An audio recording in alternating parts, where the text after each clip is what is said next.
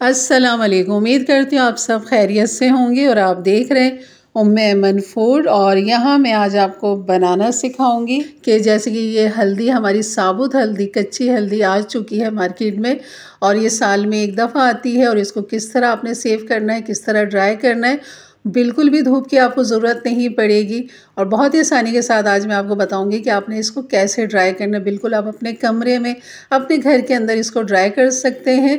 ना आपको किसी छत की ज़रूरत है, ना आपको किसी धूप की ज़रूरत है। और चलिए बनाना शुरू करते हैं। बिस्मिल्लाहिर्रहमानिर्रहीम। यहाँ पर मैं ले आई थी ये ताज़ी हल्दी, जैसे कि आपकी सब जगह मिल रही है, बहुत आसानी के साथ मिल जाती है और इसमें काफ़ी मिट्टी होती है, लेकिन ये मैंने आधा किलो लिए यहाँ पर। आप अपने ज़रूरत के तहत इसको ज़्यादा भी लेके बहुत सारा बना के सेव कर सकते हैं, लेकिन इसके में जो एक मिट्टी लगी हुई होती है ना, बहुत ज़्यादा इसमें मिट्टी होती है और यहाँ पर आपको इसको छीलने की भी ज़रूरत नहीं पड़ेगी। और यहाँ पर इसको जो धोने का तरीका ना, वो मैं आपके साथ शेयर करी, तो आपने इसी तरह इसको धोएंगे तो आप इसके छिलके से भी भरपूर फ़ायदा उठा सकते हैं।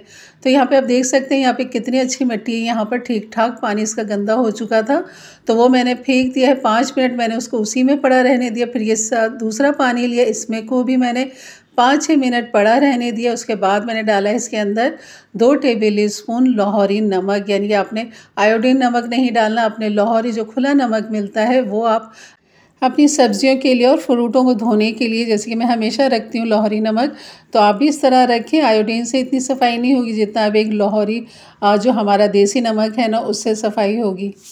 तो इसे खूब अच्छे से धोने के बाद 2-3 पानी के साथ छन्नी में रख लें और उसके बाद जो है ना, आप इसको कद्दूकश कर लें।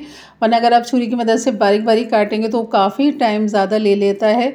और इस तरह कद्दूकश करने से एक तो ये बारीक क्रश होता है और दूसरा ये जल्दी ड्राई भी हो जाता है इस तरह करने से।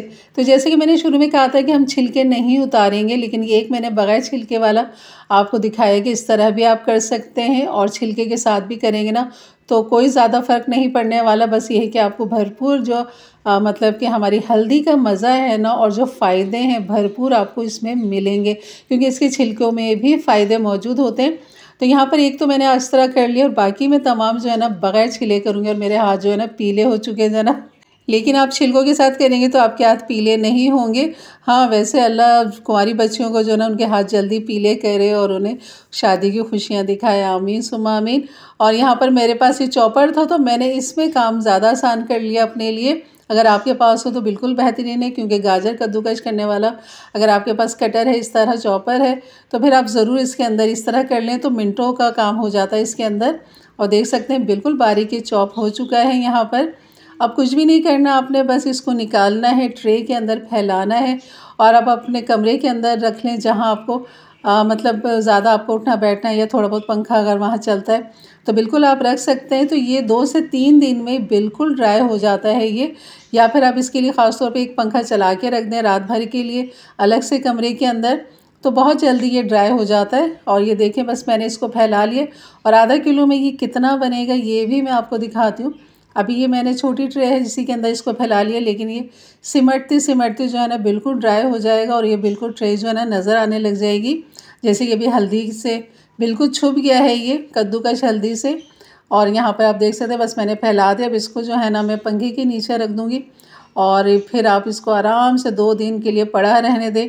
अगर आपके पास छत है, धूप है, तो इसके ऊपर हल्की सी पतली जाली वाला कपड़ा लगा दें, वो ऊपर रख लें छत पे, तो ये 1 दिन में ड्राई हो जाएगा। और यहाँ पर ये देख सकते हैं ये ड्राई हो चुका था तो मैंने मज़ीद इसे और खुला कर लिया था और पंखा चला दिया तो ये 2 दिन में आराम से ड्राई हो चुका है। लेकिन अभी हल्की सी इसमें नमी मौजूद है तो मज़ीद इसको मैं पड़ा रहने दूँगी यहाँ पर, ताकि खुला रहे और उसमें नमी जो है ना वो निकलती रहे। हल्दी के फ़ायदे तो आपको खूब अच्छे से पता है कि क्या क्या फ़ायदे हैं। इसका आज मैं आपको कहवा भी बनाना बताऊँगी कि इसका जो हम कहवा बनाते हैं तो ये कैसे मैं बनाती हूँ तो बिल्कुल आपके साथ शेयर करूँगी। यहाँ पर ये बिल्कुल ड्राई हो चुका है, आप देख सकते हैं। तो बस इसको जो है ना आपने चॉपर में डालना है और इसको पीस लेना है और फिर छन्नी से छानते रहना है। ये जिसमें आप ड्राई मसाले अपने पीसते हैं आप उसमें भी पीस सकते हैं, बहुत आसानी से पीस जाता है। तो मेरे पास ये छोटा सा है तो मैं इसी के अंदर थोड़ा थोड़ा डालती रहूँगी और इसे पीसती रहूँगी और छन्नी से छानती भी रहूँगी। और जो छन्नी के एंड में जो बचेगा ना उससे हमने बनाना है कावा, क्योंकि हमने कुछ भी ज़ाया नहीं करना, क्योंकि बहुत ही ताकतवर और बहुत ही फ़ायदेमंद ये रेसिपी है। ये ज़रूर बना के आप रखिए। बाज़ार में बेशक हल्दी मिलती है लेकिन वो खालिस नहीं होती है, लेकिन जो आप अपने हाथों से अपनी निगाह के सामने खुद से बनाएंगे ना, तो आपको बिल्कुल इत्मीनान रहेगा। और ये हल्दी वाकई बहुत फ़ायदेमंद होती है। हर साल मैं आधा किलो का बनाती हूँ और पूरे साल जो है ना, इसे हम अपने इस्तेमाल में लेते रहते हैं थोड़ा थोड़ा करके। और यहाँ पर आप देख सकते हैं, यहाँ पर ये छन्नी के अंदर मोटा मोटा जो चंक्स आ रहे हैं, इसको भी दोबारा से डालती हूँ, फिर पीसती हूँ। लेकिन जब एंड हो जाएगा, बिल्कुल भी ये नहीं पीसेगा, तो फिर आपने इसको भी सेव कर लेना है। और यहाँ पर मैं कावा आपको बताऊँगी। कावे के जो फ़ायदे हैं, जैसे कि नज़ला, ज़ुकाम, खांसी, इतना सब कुछ चल रहा है। शुरू जब होती हैं सर्दियाँ और जाती हुई सर्दियों में ये सब चीज़ें हो रही होती हैं, तो आपने इसका जो कावा है ना, आप एक तो पत्ती का कावा पीते हैं, ग्रीन टी का कावा पीते हैं, तो आप इसका हल्दी का कावा बना के पिए, तो आपको यकीन करें बहुत ज़्यादा फ़ायदा होगा और आपका खून भी साफ़ होगा और आपके जो मैदे के मसले मसाइल हैं वो भी तमाम हल हो जाएंगे और हड्डियां तो इतनी मजबूत होती हैं। और एक और मैं आपको बताऊंगी कि रात को सोते वक्त आप किस तरह पी सकते हैं और अपने बच्चों को, बूढ़ों को, आप खुद भी इसको इस्तेमाल करें। तो यहाँ पर जो बारीक था वो तो मैंने सेव कर लिया, इसको मैं रखती हूँ। और यहाँ पर जो हमारे पास मोटा जो चंक्स बच चुके हैं, उसका मैं यहाँ पर आपको कहवा बताती हूँ कि आपने कैसे बनाना है। तो यहाँ पर तकरीबन 1-1.5 कप पानी मैंने ले लिया है और यहाँ पर जो है, जो हमारा मोटा क्रश वाला था वो यहाँ पर डाल देंगे, बिल्कुल ज़रा सा 1/4 टीस्पून के बराबर, क्योंकि काफ़ी स्ट्रॉन्ग होता है, काफ़ी अच्छा तेज़ कलर आ जाता है इससे। और यहाँ पर मज़ीद हम डालेंगे सौंफ। मेरे पास ये पीसी हुई सौंफ है, आपके पास साबुत हो तो आपने साबुत डाल देनी है 1/2 टीस्पून। ये 1/4 टीस्पून मैंने पीसी हुई डाल दी है इसमें। और बस अभी मीठा जो है ना, वो आप इसके अंदर या तो शहद डाल दें या फिर आप इसके अंदर चीनी डाल दें, या जैसा आपको पसंद हो आप उस तरह इस्तेमाल करें। और मैं तो अक्सर इसको बग़ैर चीनी के, बग़ैर शहद के ले लेती हूँ कभी कभी इस तरह बना के, और चुस्की लेके आप इसको पीते रहें। यकीन बहुत ही फ़ायदेमंद है ये, आपके जोड़ों के लिए, आपके मैदे के लिए, आपके असाब के लिए। और सबसे बड़ी बात है, हल्दी जो है ना, आप किसी भी कंडीशन में इस्तेमाल करें इस हल्दी को, आपके दिमाग को ये तेज़ करती है, आपकी मेमोरी को तेज़ करती है और आपके बालों के जो मसाइल होते हैं उसको ये हल करती है। बेइंतहा इसके फ़ायदे हैं, आप यूट्यूब पे सर्च करके देख सकते हैं।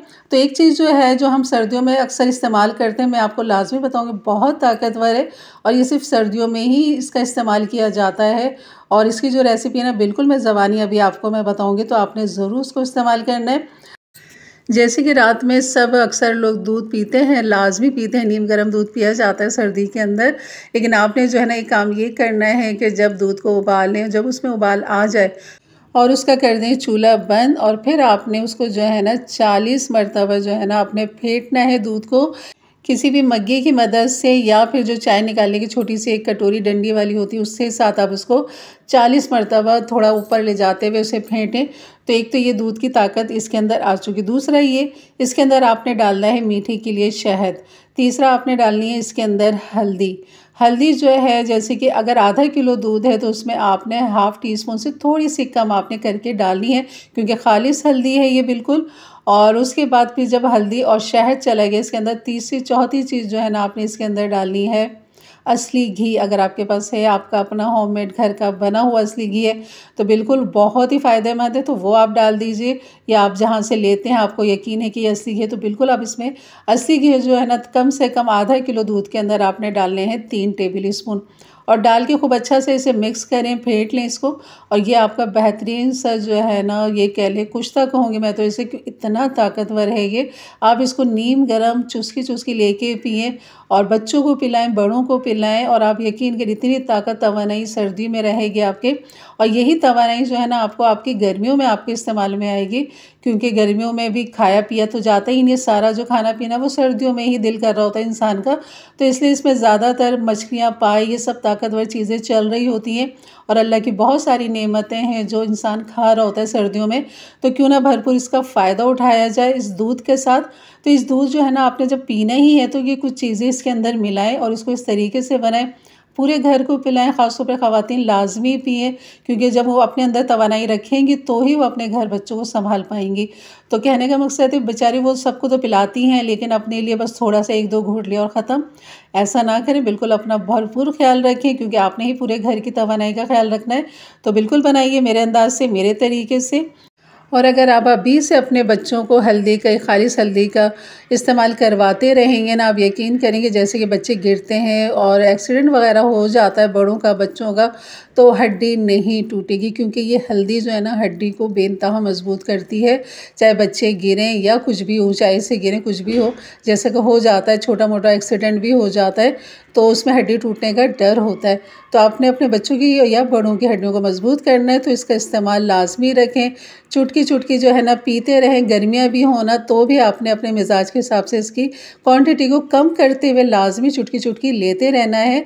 जैसे कि मैं अक्सर जो है ना सफ़ेद चावल जब उबालते हैं तो मैं उसमें भी हल्दी का इस्तेमाल करती हूँ, क्योंकि एक तो चावल का बादीपन ख़त्म हो जाता है, दूसरा हल्दी की उसमें आ जाती है ताकत।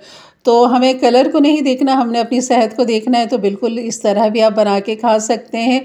बहुत सारी चीज़ें जिसमें आप हल्दी का इस्तेमाल कर सकते हैं और भरपूर फ़ायदा उठाइए मेरे अंदाज से, मेरे तरीके से। और अपने फैमिली फ्रेंड में ज़रूर शेयर करें ताकि उनके लिए भी आसानी पैदा हो और वो भी इस तरह की मज़ेदार सी रेसिपी बना सकें। तो इंशाल्लाह मिलते हैं फिर एक अच्छी नई रेसिपी के साथ। तब तक के लिए इजाज़त दें, अपना बहुत सारा ख्याल रखें, दुआओं में याद रखें। अल्लाह हाफिज़।